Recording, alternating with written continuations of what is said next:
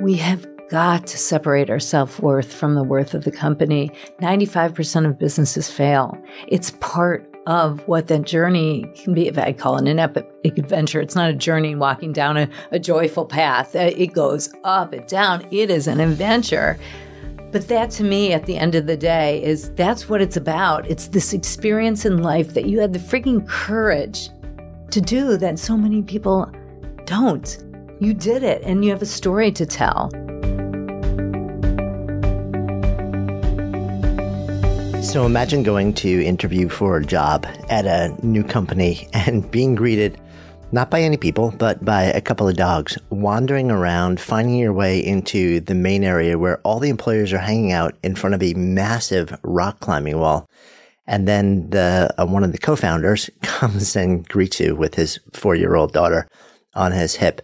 That was the experience of Sheryl O'Loughlin, who ended up joining Clif, the company that makes Clif Bars, and then launching the Luna Bar and becoming one of the people that then ran the company, heading it up and growing it to this really substantial sized company before splitting off on her own and starting her own company called Plum Organics, which she then, along with a partner, grew into this tremendous business and then sold it.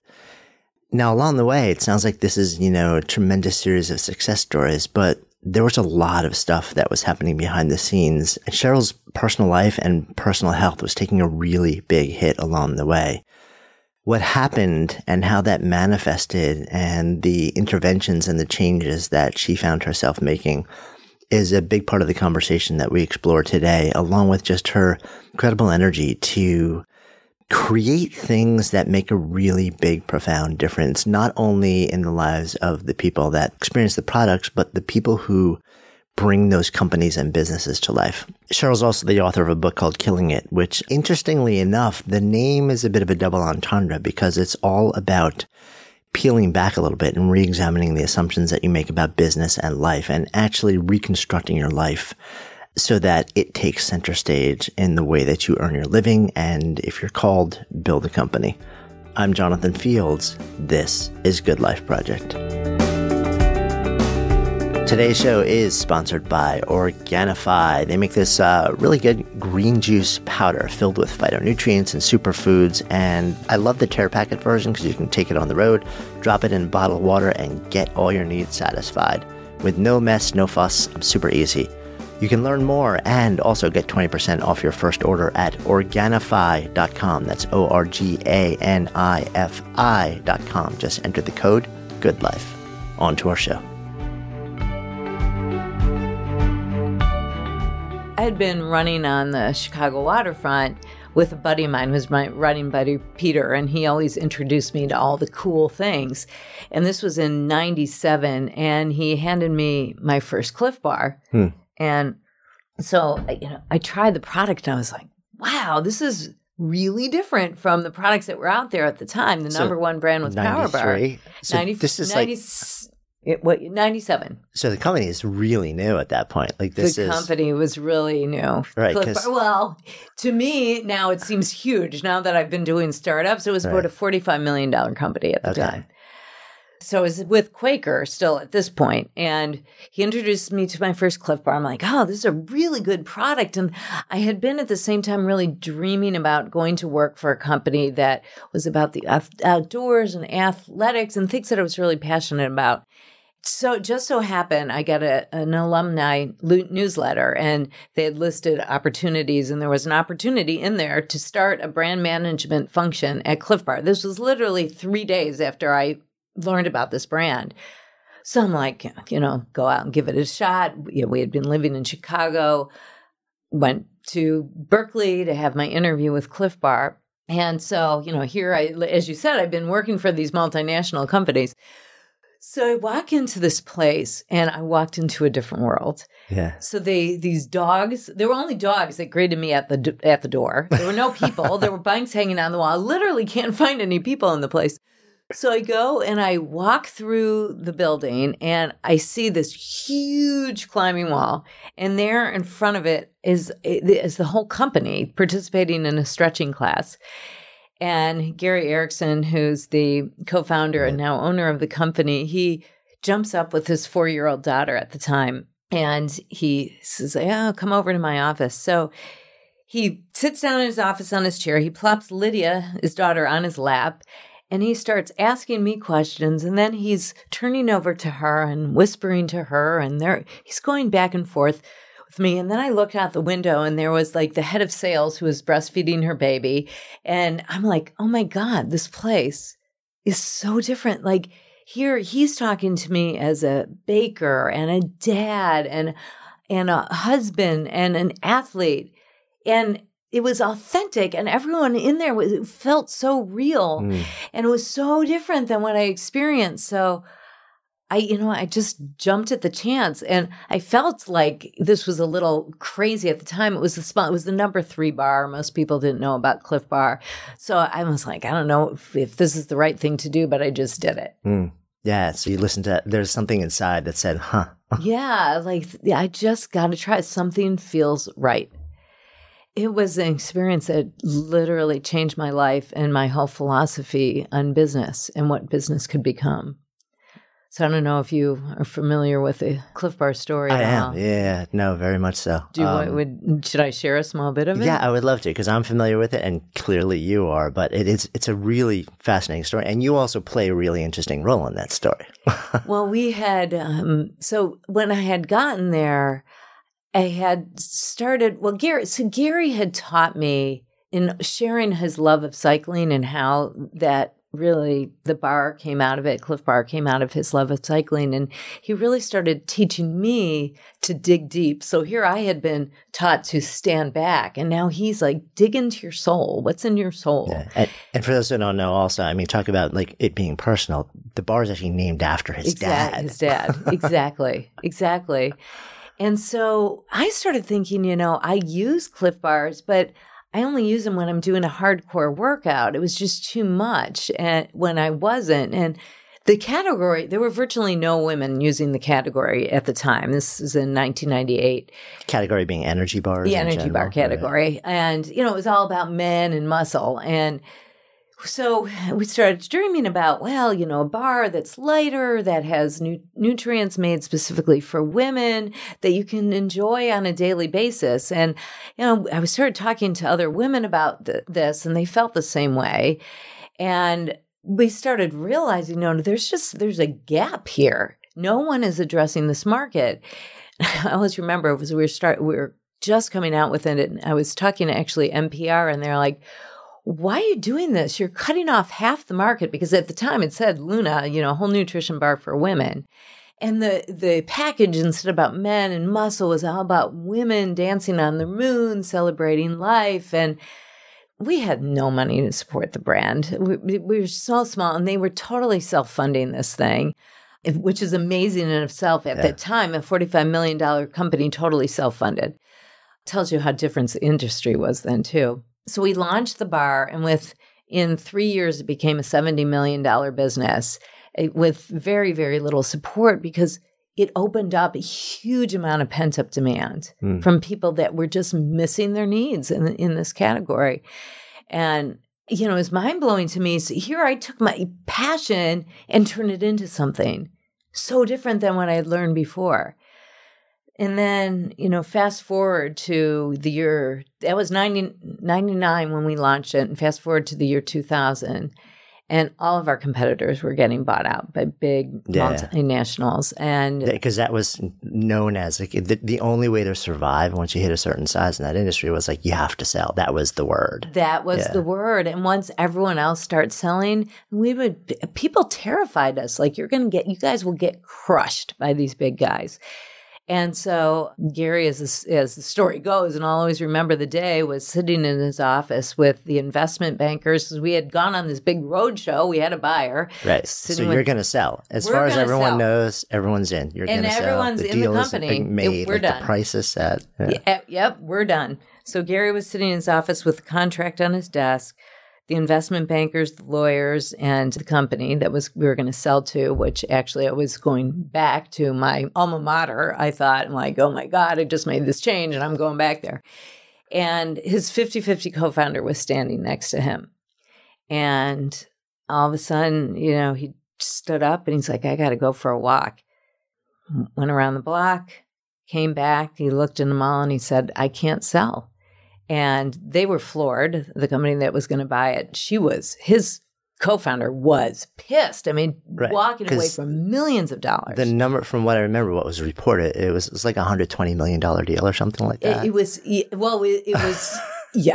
because the brands were going for such multiples. Yeah, that's about very good. That's right. So his partners is counting on half of that, like a big cash out. Huge. Right. And so that kind of led to, she doesn't even know what he's doing, what he's possibly thinking. And the man is so brilliant. Like, he's so brave and bold.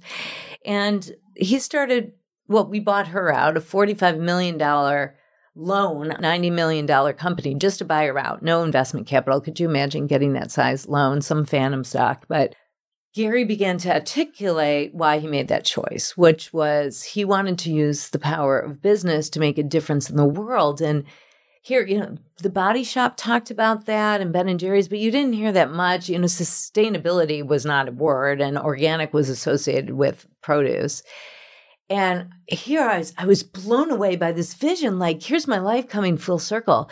With the power of business, if you could use it to make a difference in the world, that could be the greatest source of change ever. So I was stunned. I was just stunned by this vision.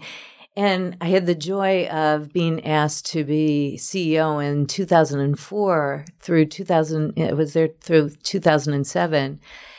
And I got to experience the operationalizing this vision. And it was such a mind-blowing experience because not one of us, including me, had any physical equity in the company because of everything that he had been through. Yeah. And we all believed in our heart of hearts with such emotional and spiritual equity in that company. And we've moved mountains. Yeah. We moved mountains against, he had 5 bottom lines, not just one. He had 5. What were the 5?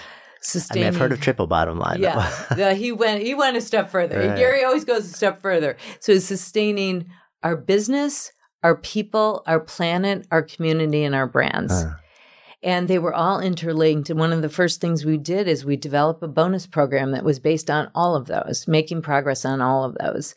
And so people saw, this was our purpose. And I've learned this so much. When people feel like they have meaning in their work and purpose, it becomes so much more than getting a paycheck or going to a job. It's your heart and soul that you put into this. And I was stunned by what I experienced there. I was totally stunned. And then I got the entrepreneurial bug and had to try it myself. Were you shocked? I mean, because it goes against so much. On the one hand, it makes perfect sense. You have this big mission, you have a charismatic leader, you have like a great product and a team. But one of like the sort of chunks of wisdom that you always hear is like people aren't going to work like the way that you're describing they work unless they're vested. They have equity. They have, they have some ownership in the business. So it's fascinating to hear you share that. These people worked like they were owners because the mission was so bold and so well defined and so much beyond them being in service of 5 bottom lines. Yet, one of the first things I did when I co-founded my company was to give people physical equity also. Okay, so let's kind of make that journey. So you're essentially running Clif till 2007. Yeah. No, yeah, 2007. Okay. So what happens that makes you say it's time? Well, I'd been there 10 years and I had grown up there. And I had felt like I believed so much in the vision, but it didn't come originally from my soul. And there was this guy that I had hired over at Clif Bar from IDEO, the famous design firm, Neil Grimmer, and just brilliant product designer and branding guy. And, whenever I was with him, it was like I felt like when I was with Gary, like the world slips away and you're going into another universe of courageous creativity. And that's how I felt like with Neil. And the more I started thinking about, I want to do my own thing. He was the person that I wanted to do it with. So we spun out of Clif Bar. And was Gary surprised? How did that? Yeah, it was, it was, I think, surprised, but not surprised because I had been there for so long, and I think someone else actually outside was the wife of somebody who worked there, said it really well. She's like, Sheryl, she was talking to, I've heard this third hand, but Sheryl had been there, it shaped the course of her career. And there's always a time where you say, it's time to graduate, and I felt like I learned, Gary taught me so much, and his wife Kit, about the world and digging into his heart for love and just everything and how to run a really freaking great business. That it was time. I just felt it in my heart and soul. And I've always felt that later on when I decided to leave Plum, it was just, I felt it. It was time. Yeah. What else is happening if you zoom the lens out, and what else is going on in your life, in your world at that moment? You ask good questions. I'm trying to think back. Well, I had my second child, and we had just actually come back from every 7 years at Clif. You can go on a 6-week sabbatical. And we had been this was a year before I left, but we had been in South America. And I think my world opened up again. Like at Clif Bar, it's such a wonderful place. And it's kind of like the boomerang. If anyone leaves, they usually come back because it's so special. But I felt like I had been living in this bubble. And I just wanted to, I don't know, I just felt like I was ready to take a bold move to do something. And it was, it was scary. It was so great. How could anything be better? And, I've seen the world and the way the world lives so differently. I don't know. I just had this calling to find out what else was out there. And I don't even know how to describe it. It just was like, I felt ready. I felt ready. And I wanted to carry forth my own purpose and what I felt like was so important to me because, I went in there I was probably like, I don't know, I can't remember. I shouldn't even say because I'm getting so old now. So let's not go there. But when you go to school and you go through your 4 years of college and you graduate and you feel ready for the next thing to come and finding your own what's coming from your whole depth of yourself. And that's where I was. I was ready to graduate. But I mean, the interesting thing to me is that, yes, most of us reach that point and most of us ignore it. Because like that same thing is like, okay, so, it was a big move for you to go to Clif in the first place. You're going from this big, giant, stable thing to something where it was like growing. It was profoundly different. But then you grow up in this company and you're running the company and, you've got notoriety. You've got a certain amount of stability. You've got a sense of mission and purpose. You've got community. And so many of us, I think, hit that point in our careers in different ways where, yes, there's all this good stuff, but there's a yearning that's building and building and building. Yeah. But we're so terrified of leaving what we have that we pretend that yearning isn't there. So there was something in you that said, "Nah, I'm okay walking away," which is unusual. It's so fascinating that you say that because when my husband and I talk, I'm always the one that takes a little less risk. And so that's very interesting. Because he's an entrepreneur, was an entrepreneur He was also. an entrepreneur as well. And he was way on the other end of risk. But after, and I talk about it in my book, what we went through. Yeah. And we can talk about that in a little bit if you want, about what happened with his company that we started as really kind of like a family company. Right. But, I think that we went through, you don't realize when you're young how much your journey kind of twists and turns and you evolve as a person over time. So after going through this business disaster that we had, he became a lot more, I think, conservative. He still has the risky side, but a lot more conservative. And maybe I've pushed out more on the risky side with the experiences that I've had. But it's an interesting observation. I don't know. I just feel inside. Yeah. I mean, and also because there's an assumption that entrepreneurship, like the big risk, stepping into the abyss, is a younger person's game. I think on two levels. One, because generally to start something, there is no off button. Yes. It's just you're living and breathing it, like 24/7, 7 days a week. And also because, like very often we get into a point in life where, like we have partners or kids or parents who are looking to us because they're aging or whatever it may be. And there's like this assumption that, well, this is the stage where you get responsible and you reduce risk. Yes. And I feel like there's just a cultural thing that says there's a time, for you to go and start something. But, so it's not when you're sort of, moving into a season of life where you're supposed to be responsible. So I'm always I'm fascinated when somebody, male, female, it doesn't matter, sort of moves into this season simultaneously, says, I'm going to go there.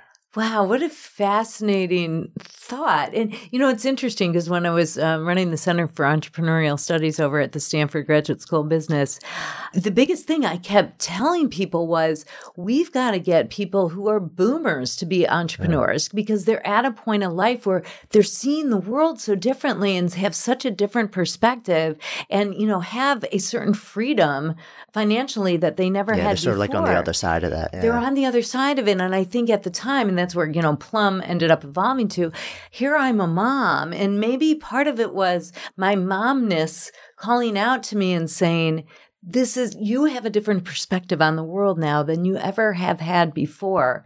And it's time to follow that. Yeah. And maybe that, God, you're like a therapist. It's like it overrode whatever other sort of hesitation you have. Yeah, I think so. I've never thought of that before, but I think, Interesting. All right. So you leave and you start something new. We start something new. And it was, Neil and I just in our house with our friend David, actually just dreaming. I mean, just literally in my sunny kitchen with the sunshine coming in the window. And we were just dreaming about what do we want to do. And our first idea was, why are at the time, all these organic companies selling out to these big companies and they're losing their soul? And so we thought, here I'd worked for General Foods, now Kraft, a bunch of different brands within a portfolio. So we said, well, why don't we start something which is like a portfolio of organic brands where you could grow your revenue, but also grow your soul. And we'd bring in really small brands and build them through innovation because that was our expertise. So there was an investor who had a similar idea. So we were just like, let's just go for it. And, here this he said, here's $1 million, go further work on this concept. So we did, and we drew it out, and he's like, oh, this is sounding pretty interesting. And we called it the Nest Collective because it was going to be a collective of brands. And it was like products for your body, inside your body, on your body, and outside your body. So it was this humongous idea. And Neil and I, my co-founder, used to go running all the time. That was our best time to come up with ideas. And I'm like, Neil, this feels too big. Like it just doesn't give us direction. And so we both started talking about our kids and how my kids were 8 and 5 at the time, and how we wanted to feed them healthy organic food. But this was in the year 2007. And if you walk through the aisles of Whole Foods at that time, the food was not exciting. It didn't even taste that good. And we had busy spouses. We wanted to find ways to have a convenient way to feed our kids. And the packages were not attractive to kids. It was not exciting to eat organic, sustainable food. And so we thought, well, what if we do something around food for kids and helping kids nourish a lifetime of healthy eating? And we just found there was a massive gap between organic and healthy, and at the other side, convenient and good tasting and beautiful and well designed. So we went out, we were talking to a lot of parents, and they felt the same way. And we went to the Natural Products Expo that year and found there is a huge gap in the market. No one was addressing it at the time. Everything is validating your hunch along the way. Everything was validated. And obesity was just becoming talked about as a humongous issue. So we had bought a small consumer products business out of this company called Revolution Foods. They deliver healthy meals to kids in schools. And they had started very, very small. It was almost nothing, healthy lunchbox business. So we said, well, why don't we buy that part of the business? We'll license the name and we'll develop our products within it. And so it's, just a really good story of doing great things for kids. So we had developed these products and had gone to a trade show. And we had created this little squeezy pouch that you see everywhere now in kids' foods. But at the time, it was really very popular in Japan and also the United States. Also the United Kingdom. Sorry, scratch that. It was popular in Asia and in the UK.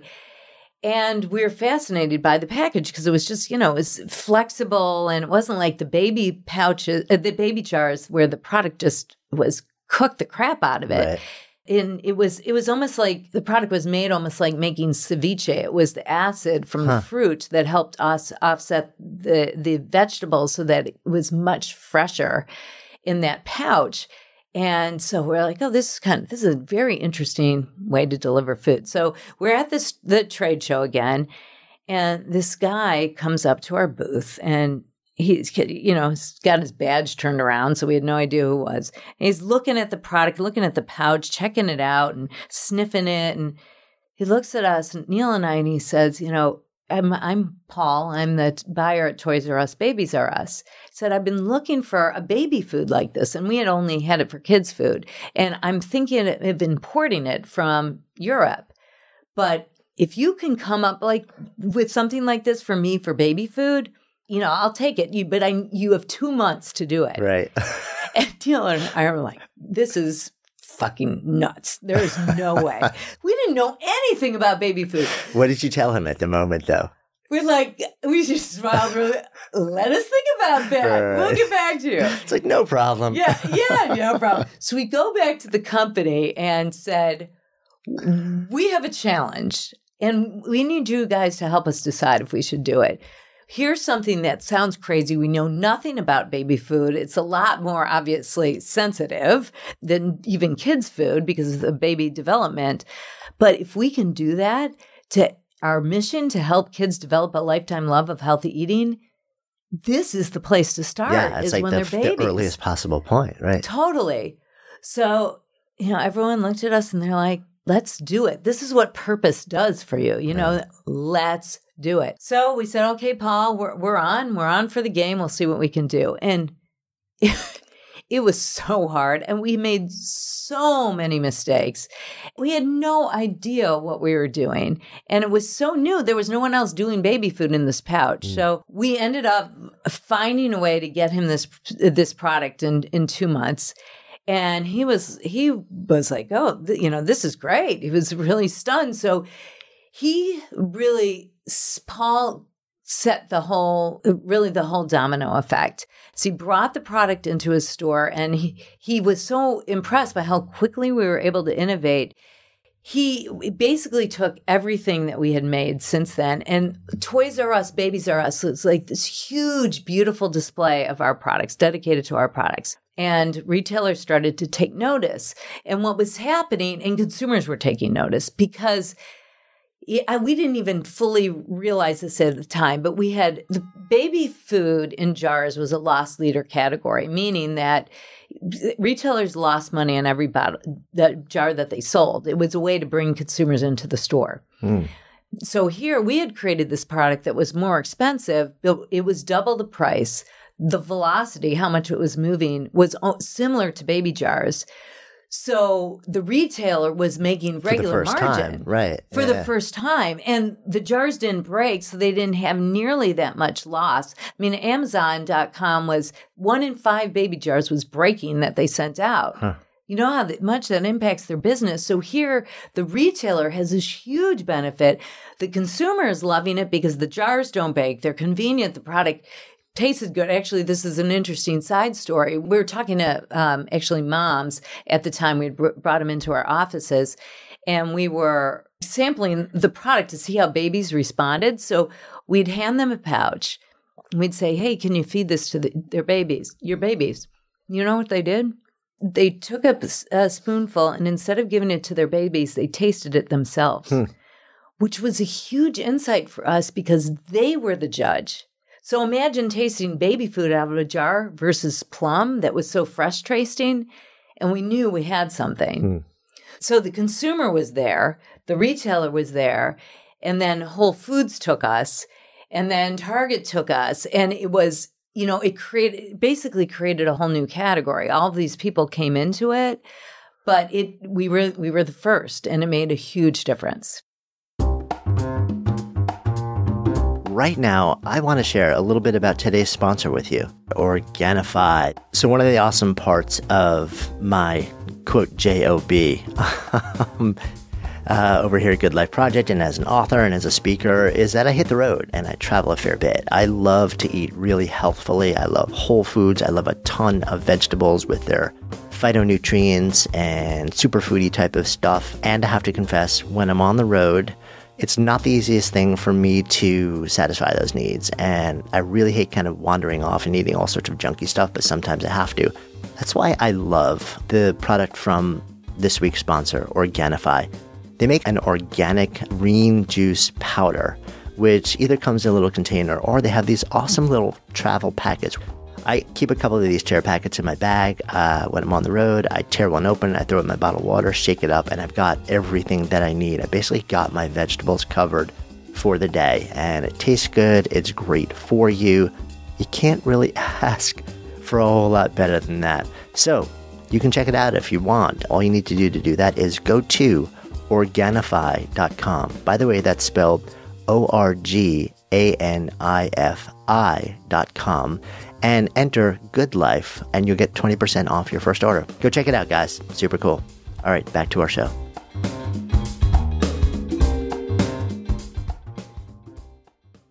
So the company is essentially exploding. The company exploded. And then I did too. Yeah, so let's go there because, this is the best of times on the surface. Yeah. You've got this, you're just hitting everything. You're innovating like crazy. You're literally creating a new category. Yeah. You're solving problems on levels that you didn't even know existed. And from the outside looking in, it's like, wow, she's got the golden touch, she's doing it again. And there's this amazing thing happening, but that's taking a big toll on you personally, it sounds like. Well, there were a couple, it was like the perfect storm of taking a toll. So, as I'm going through that, I'm starting Plum. I also had a really, really tough investor that was kind of like a neighborhood bully. And every day I didn't know what kind of mood he would be in. He was up and down and yelling and not yelling. And you're the best, you're the worst. And so I'm on this roller coaster. And then at the same time, my husband decided, he had the entrepreneurial bug and wanted to start something. And it was a great idea. It was called Blue Sky Family Club, and it was this big indoor play space for kids where kids could do exercise and eat healthy and be creative, and parents could relax with a glass of wine or a beer. It was anti-Chuck E. Cheese. Mm. And every parent we told about this drooled over the concept. And Patrick was so over the moon excited. And I was excited too, and I was in love with Patrick, and I didn't want to be a naysayer, but it took a little while, and I finally said to him one Thanksgiving, when was this, in 98? I said, okay, you know what, let's go for it. So I got on board. And the idea was, look, my company from the beginning was VC backed, and so we didn't have as much control. And we thought, well, let's self-fund this. So it's our baby. Mm-hmm. But we took on a massive amount of debt. And we thought we would have more control and it would be our family business. So we opened so many, I could go on and on about building a restaurant. So many city delays. And we were so naive on restaurants. We were actually paying $20,000 a month rent alone. And there were delays and upgrades, and we didn't know enough to negotiate with the landlord before he took a lease. And then it had been very cold. This was in Emeryville in California. Been very, very cold all summer. And, perfect way to open a play space. Literally the day we opened the door, it was beautiful and sunny for months. And I'll always remember the day. Patrick is a total optimist. And he came home one day and he's literally white as a ghost and, cold to the touch, like almost like touching a dead person. And I was looking at him like, Patrick, what is wrong? And he wouldn't tell me. And it felt like hours. It could have been minutes. I don't know to this day how long it was. And I said to him this years later, I said, why didn't you tell me what was happening? And he said, because I knew the moment I said something, our lives would change forever. And they did. We lost everything we had. We almost went personally bankrupt. We had to move out of our house immediately into just this dumpy apartment. I would hear gunshots outside my window, and it was crazy. You felt like you were in a different world. And even just last year, this is 8 years after we had closed the doors, we just finished paying off our SBA loan. I went into like feeling nothing mode because I was so worried about Patrick. He couldn't get out of bed. He literally couldn't sleep. For 3 months, he had to go to the Stanford Sleep Clinic to learn how to sleep again. And he'd wake up in the morning and he'd hold me tight because he didn't want me to go. And I had to break away to go to Plum. And it was just like heart-wrenching. And then we were worried about the kids. What was our stress doing to them because we couldn't hide it. Yeah. And, here I'm trying to like just be strong as I walk into Plum, but my life is falling apart. And Plum is crazy startup mode. So we can talk about how I dealt with the stress, which was not a good way to deal with it. Let's go there. So, I was a runner, so I would go out and go for a run. And it was the place where I felt like, honestly, I wasn't in the house, like hearing these creditors calling us and Patrick like freaking out of what to do. And so it was my space. And so then, I just decided to run a little more and ran a little more. And then, I was running for hours at a time and I was cutting down on my eating a little bit. And friends and family were saying, oh, you're losing some weight. And I'm like, cool. Who doesn't want to lose a few pounds? That's great. And then they started saying, you're kind of losing a lot of weight. And I'm seeing the numbers going down on the scale. And here I'm a business person. So numbers, that's what you look for, numbers. And I'm seeing the numbers in my mind going in the right direction on the scale. And people started really saying, I'm pretty worried about you. And I mean, it took years for me to truly realize what was happening. But little by little, anorexia was eating away at me. And I started feeling like, again, I didn't fully realize what I was going through, but I felt like I couldn't think. And it was just like my life felt so out of control. And here I'm like, I've got to be the leader of this company and be strong and come in and, be really thoughtful about where we need to go with our growth. And I just started realizing I can't do this anymore. I can't put on this charade anymore.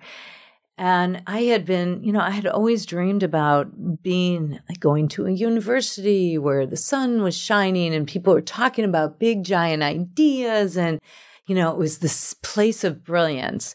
And as I'm going through this, I don't know, somehow these jobs like come serendipitously at certain times in your life. And I heard about they needed someone to run the Center for Entrepreneurial Studies at Stanford. And so I'm like, I got to go check this out. And I went, and it's like it was out of my dreams. Stanford is friggin' La La Land. Yeah. I mean, they play jazz music. I've walked the campus. Oh, my God. Yeah, they play jazz music in the center of the business school. There's balconies, off of the Center for Entrepreneurial Studies, and everyone's brilliant and beautiful. And it's like, and talking about big, huge things and saying like, it's just my time. That same feeling like I've got to have a change because this is not good for me anymore. And it's not good for the company anymore. So I left. Well, I know you talk about a moment where I think it was 4 of your friends basically got on planes and had a bit of an intervention. Yeah, I'm going to see those friends in 2 weeks. We've got our annual girls weekend. I don't even think they knew at the time that was an intervention. I have one friend that lived near me, but one of my closest friends lived in New York, so we hadn't seen each other for a while. And her name is Anj, and Anj's birthday is what we're celebrating in a couple weeks. So she comes to my house, and I open the door, and her eyes like bug out of her head. She's like, "Oh my God, what has happened to you?" I mean, I looked like a skeleton. I look at pictures of myself, and literally look like, a Holocaust survivor. And I remember that day too, because I had hit my lowest number that I had ever hit before, and it actually scared me. So we, throughout the weekend, we're talking about it, and it really was the first time that I started telling people that I realized that something is seriously wrong and that I was starting to do something about it. And the reason why I realized is because we had Plum had sold, and we decided to move up to wine country and in Santa Rosa, and I wanted to just take some time off. And Stanford was awesome, but it was way too long of a drive. I just couldn't even go there, even if I had wanted to. And so I was going to, just take some time off and kind of find myself again. So I'd been starting to deal with it. And when, after that discussion, I'm like, this is really bad. And I felt very depressed. And that was the other thing. I'm like, everything now there's nothing now that's telling me I have any stress or anything. And I'm still feeling depressed. Yeah. And I started finally just digging in and working on my recovery. And it was really, it's so weird to sit there and go, I was going to a therapy once a week, nutrition therapy twice a week, and you're, digging into your whole soul. And it was like, it was super hard. It was super, super, super hard. But one of the amazing things about it is that I would bring my kids sometimes with me to the nutrition therapist, and it was so interesting to hear her talk to them and explain to them what was happening. And, they said, she would say things like, God, I haven't thought about this for a long time, and I'm going to start to get a little teary-eyed. She would say, tell me what scares you. And, and they would say whatever it was. One of them said, riding a roller coaster. And she said, well, you've got to understand that eating certain things for your mommy is just as scary.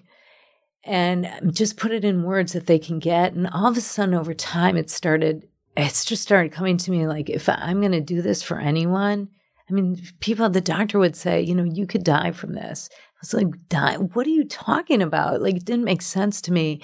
And it started clicking in. If I could, I can't do that to my family.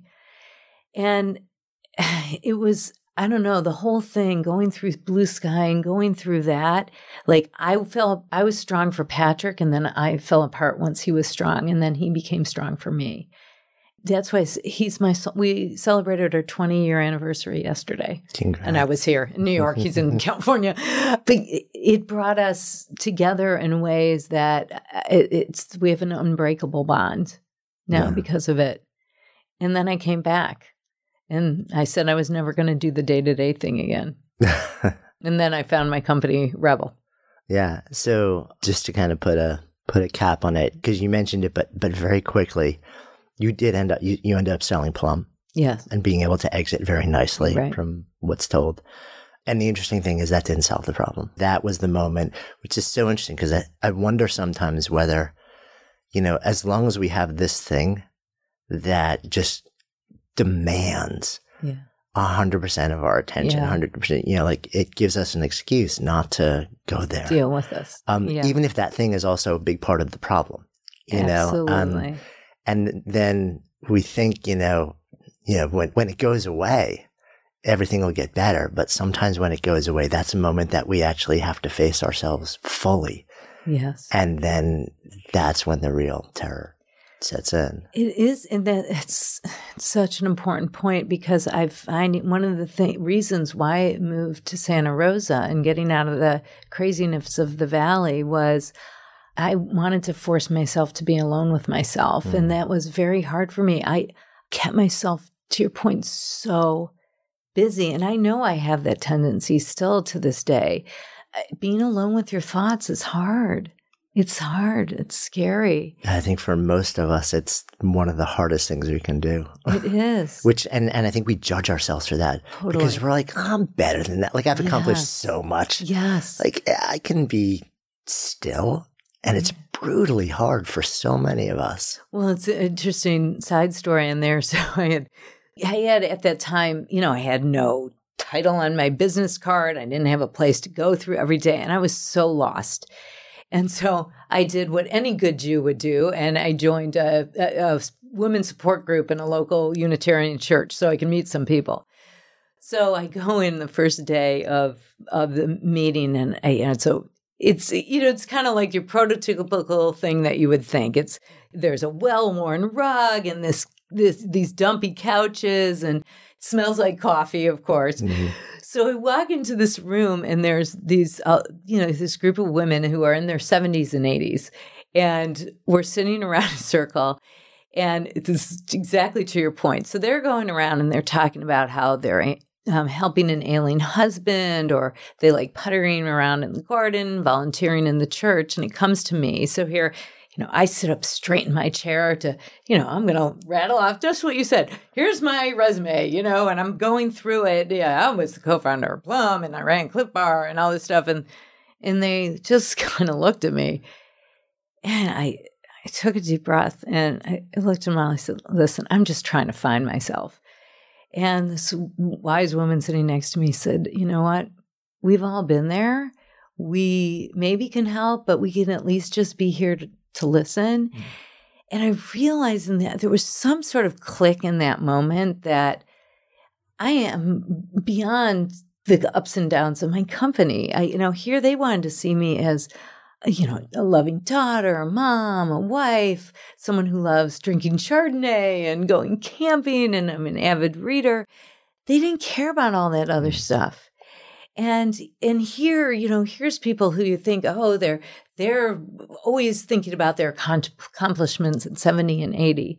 And it didn't matter. And it was one of the things that started me thinking about the world so differently in that moment. Yeah, it's interesting. I remember reading some research on happiness, and it turns out that I think when you're younger, you would assume that, I think a lot of people would assume that once you sort of hit the later season of your life, that you start to get less happy because you lose ability, illness. Yeah. But the research actually shows the opposite, that most people actually become happier. There's this sort of curve where you start to actually, there's a certain perspective that sets in. There's a certain contentment. There's a certain, okay, I'm at a place where I can breathe a little bit. I often wonder whether we would all do better spending a little bit more time with people who are, in that season of life, just to help us get a bit more perspective.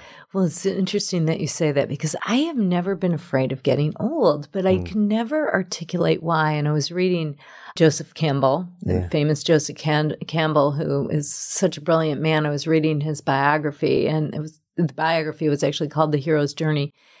And when I was reading his work, there was something that he said that just stopped me. And it's interesting. I didn't know there was research behind it, because what he said was, when you're in your youth, you're always striving for the next thing, and your head is so much in the future. It always is in the future. And he said, when you get into a certain point of your life, it's about the present.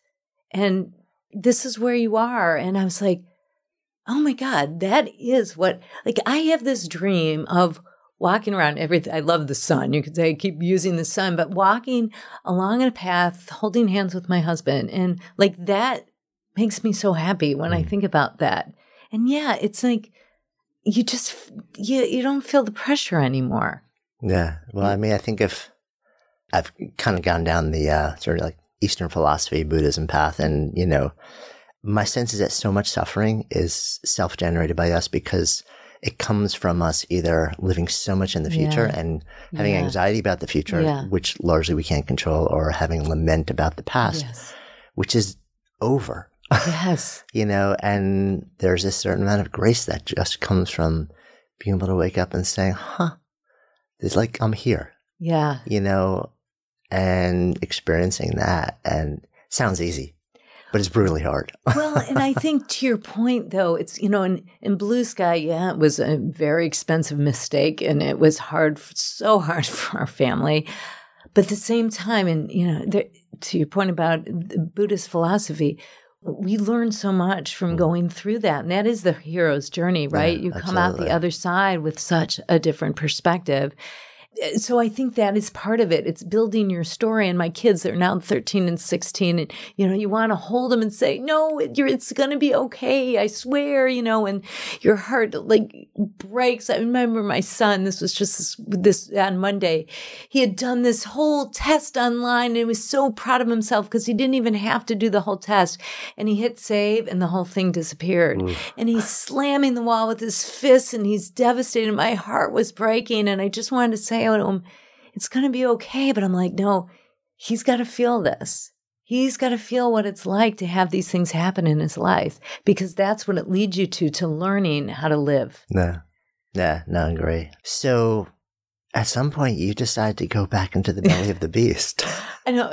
As we're sitting here, obviously you guys can't see this, but I'm drinking this actually super yummy beverage, Rebel. That is your new company. Yeah, I know. I said I was done with the day-to-day, totally done. So I was just going to teach entrepreneurship, which I started doing at Sonoma State, and I was going to serve on boards. And then this guy, Paolo Hawken, I had met him at Nest, now called Plum. Neil and I both met him, and he was introduced to me actually by his father, who's Paul Hawken, who's considered like the father of sustainability. The man is brilliant. He said, I want you to meet my son. He's a real amazing product innovator. So Neil and I really wanted to hire him because we soaked in great people. And we couldn't make it work. He had co-founded Bossa Nova beverage company. He wasn't ready to leave. So he just popped into my life back through LinkedIn. And he's like, hey, we're looking for a board member. And I was thinking of you. And so we started talking and, I'm like, oh, this company sounds pretty cool. So I decided to be on the board. And the more I got to know the company, all of a sudden I'm like, oh my God, this has got the magic that I've seen in these other brands. I smell it, it's got it. And what I was finding was it's these three powerful things. It's the brand, it's the purpose, and it's the people. And so when I started realizing this brand, which it's all about, it's a coconut milk-based elixir, and it's all about the goodness of the plant queendom. It's all pure to the core, totally clean label, or organic, and so exceptionally healthy. No stabilizers in there, no natural flavors. It's just the product as is. Paolo is a brilliant craftsman.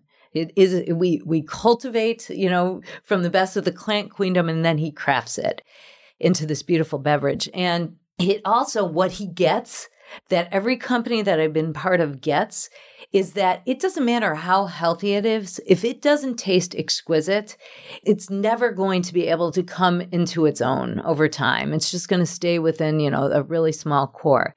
And he understands the art of food. And this brand, so Rebel, REBBL, stands for roots, extracts, berries, barks, and leaves.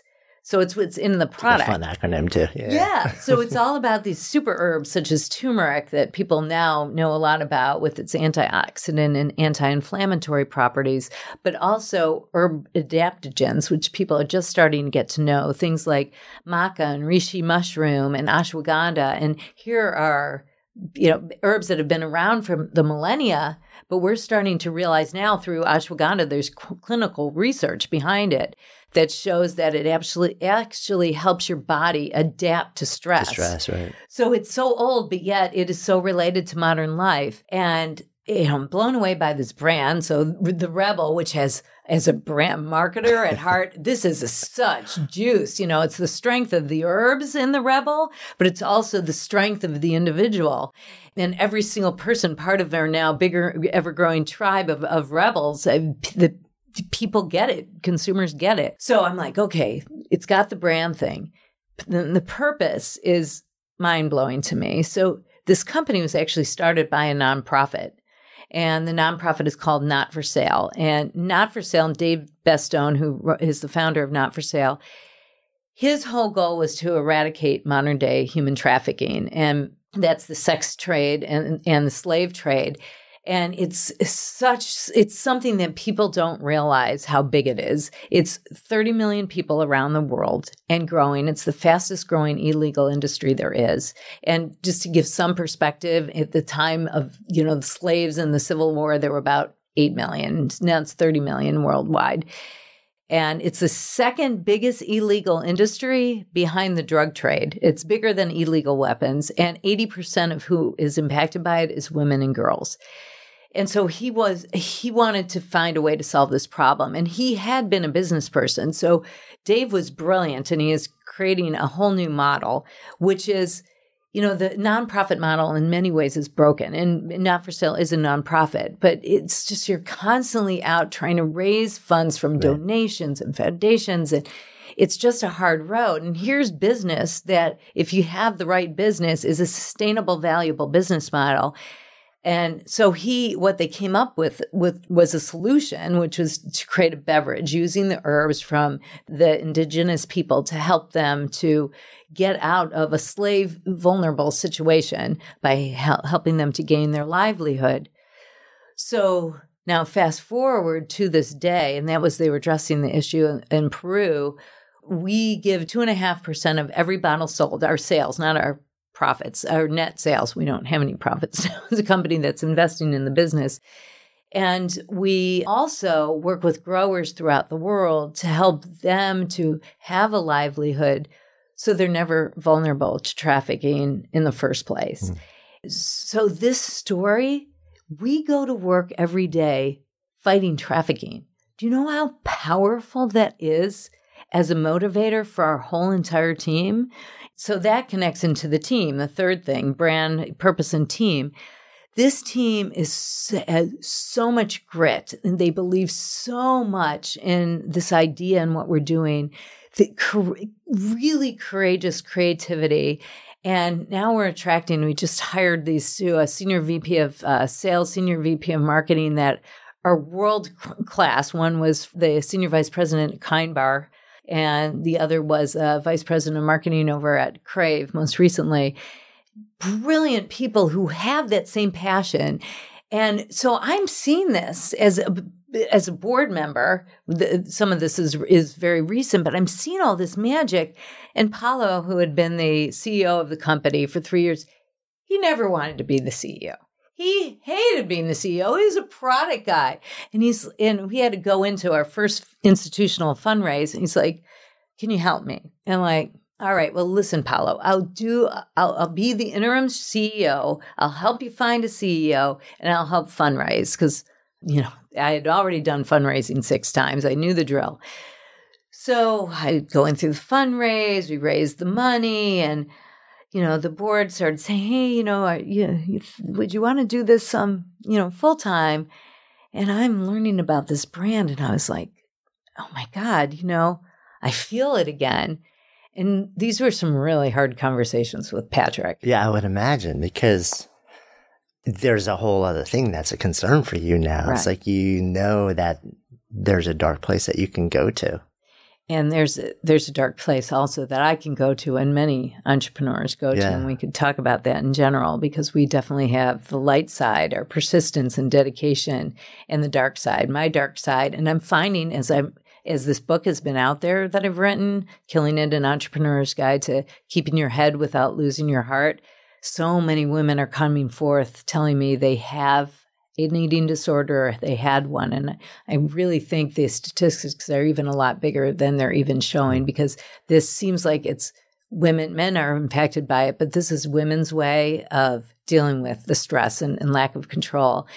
But things like bipolar disease, ADHD, depression, drug abuse, all of those things they found first of its kind study done by Dr. Michael Freeman that much higher in the entrepreneurial population than the general prop. So it's the dark side of the light side. And I think the light is being shined on that in the last couple of years. More and more. I mean, very sadly, because suicides have been reported pretty broadly. Yeah. And so now all of a sudden, I think the world of entrepreneurship is starting to have to face its dark side a bit more. Yes. And hopefully making some inroads there. Totally. And in a culture that it's all about through the media, which is why I'm so happy you're doing this podcast, throughout the media, through the people I met at Stanford, like, this is where you make billions of dollars and life is perfect. And I mean, that's why I wrote my book. I'm like, it is hard and no one is talking about it. And there's got to be a place to do that.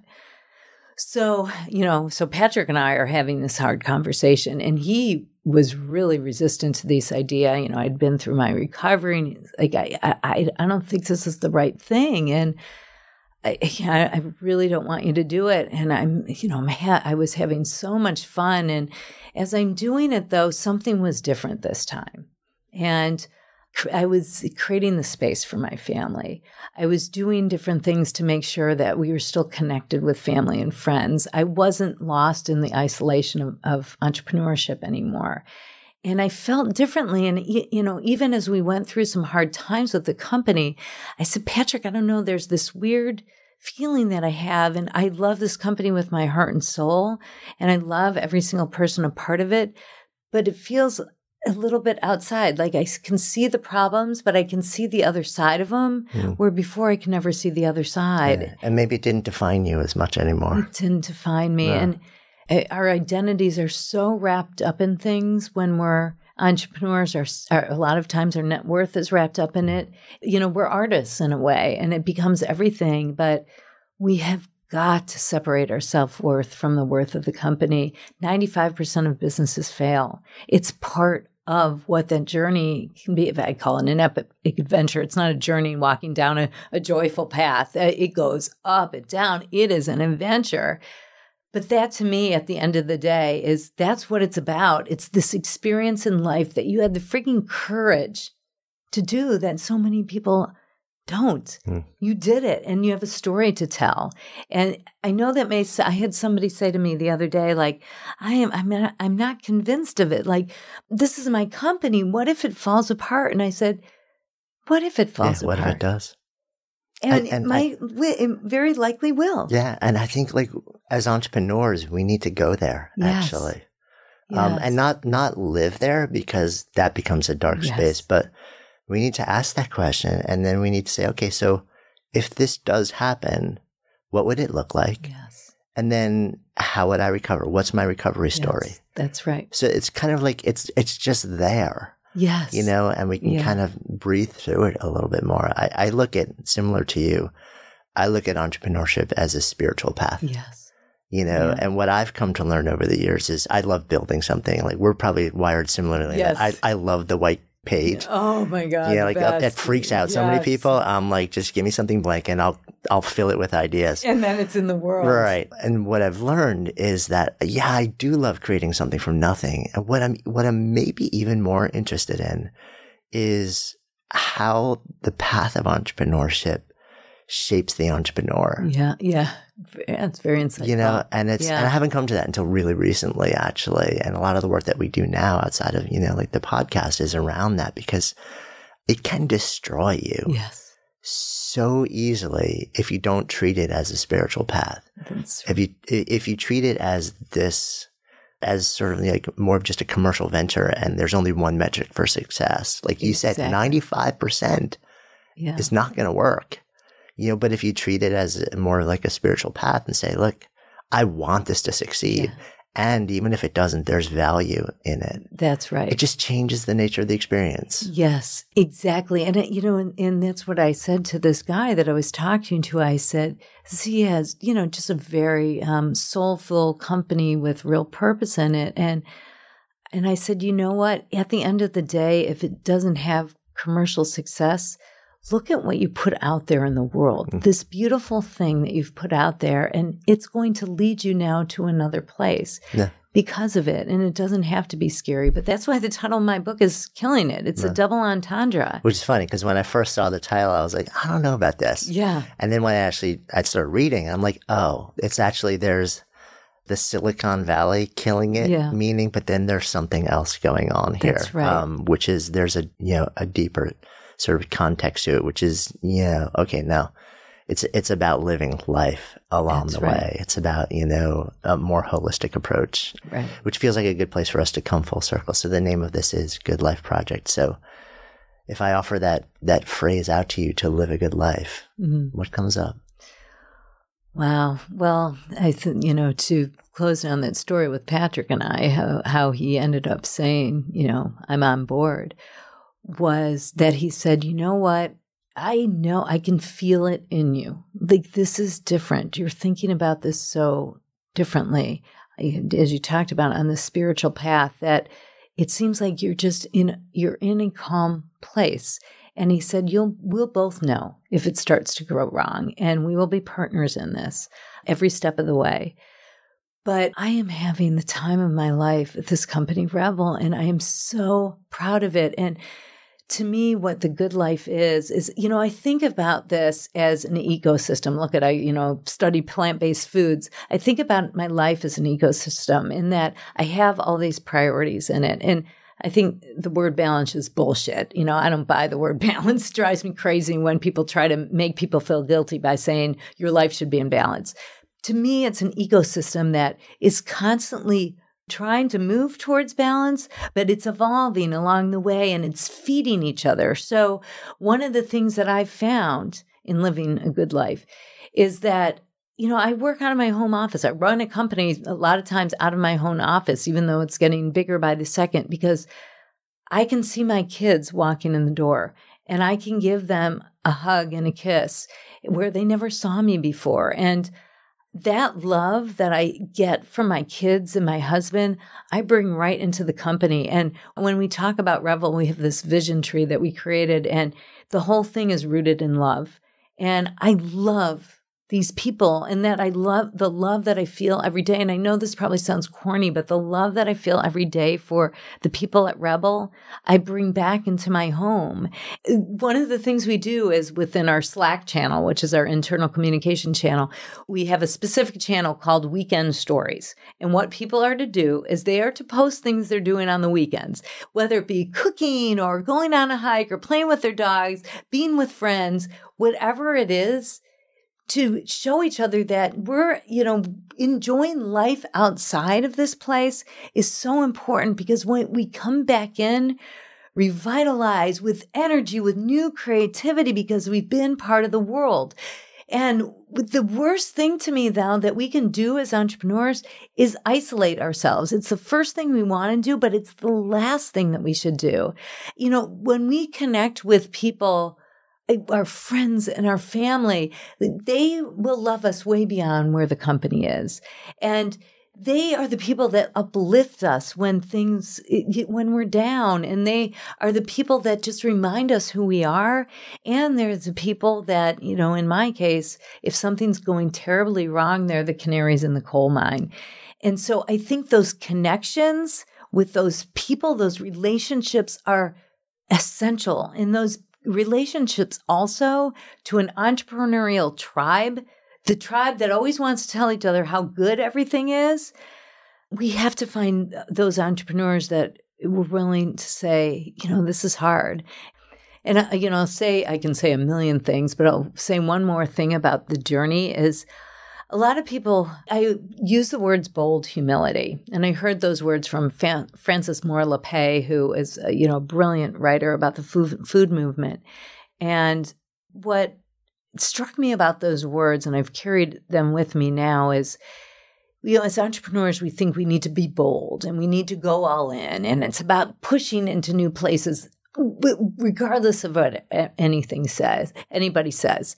And you have to be bold, because you are pushing into a world that no one's gone before. So what I think that needs to be done is we need to balance that with humility. And by the way, I know how far bold can take you if you carry it too far, because of blue sky. So humility means a lot of things to me. But Steve Blank, he wrote the foreword to my book, and he's started, along with Eric Ries, the Lean Startup methodology. What is profound about that is Steve encapsulates it beautifully in this quote. And what he said is, a startup is not a company.